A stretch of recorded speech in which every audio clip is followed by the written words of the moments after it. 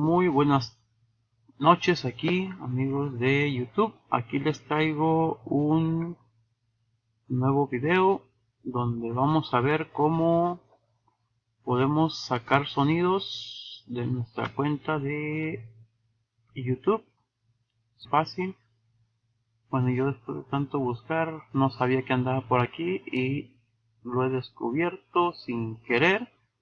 Y pues aquí vengo a pasárselos para las personas que no sepan. Yo no lo sabía, ahora ya lo sé y se los vengo a transmitir. Nos vamos a ir a nuestro canal, nos vamos a ir a administrador de videos. Ahí disculparán porque mi internet está un poco lentón.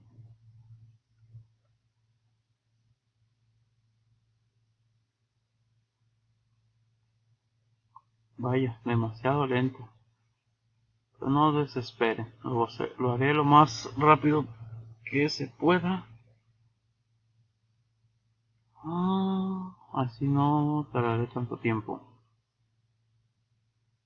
Esperemos, ya cargó. Ok, para hacerlo más rápido, aquí tenemos en nuestro lado izquierdo que dice crear. Vamos a ir a crear. Aquí hay música gratis, efectos de sonido. Vamos a ir a efectos de sonido.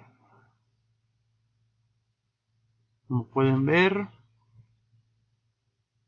nos va a descargar ahorita todos los sonidos que hay disponibles para hacer una descarga y agregárselos a nuestros videos que queramos editar. Nos podemos, por ejemplo, bueno, reproducimos si nos gusta para algún video que tengamos por ahí en edición, pues simplemente le vamos a dar en descargar. Ya nos va a descargar el archivo. Lo vamos a mostrar en carpeta. Nos da la ubicación donde está el archivo, luego cortamos y lo podemos enviar a alguna carpeta que tengamos sincronizada, con sonidos.